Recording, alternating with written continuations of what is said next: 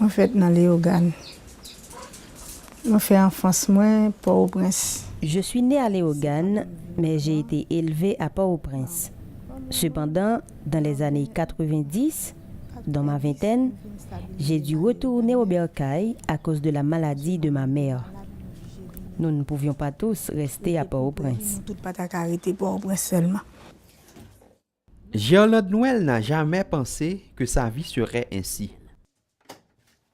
Bien que je n'ai pas fini études secondaires net. Bien que je n'ai pas pu boucler mes études secondaires, j'ai étudié les sciences auxiliaires médicales.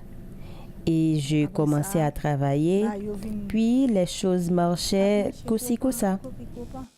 Mère de 3 enfants, de 3 pères différents, Moi, je venu faire un premier petit. J'attendais la naissance de mon premier fils quand son père est parti et m'a laissé en pleine ceinture. Je retrouve un autre partenaire avec lequel je vivais en concubinage. Puis des difficultés quotidiennes engendrent des discussions entre nous. Je portais un bébé de lui.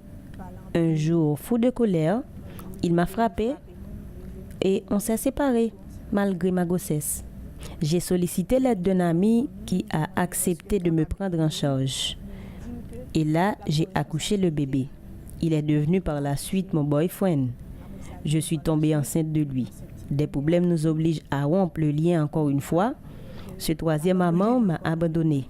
Définitivement, je ne suis pas chanceuse. son fils premier-né est obligé de rester à la maison. Même si sa maman n'a pas encore la possibilité de l'envoyer à l'école, il est conscient de tous ses sacrifices. Lorsqu'elle ne trouve rien à nous donner, nous restons sur notre faim. Quelquefois, mes enfants et moi, nous allons au cinéma dans les séances coûtent 5 gourdes. Nous jouons tant sur la route qu'à la maison.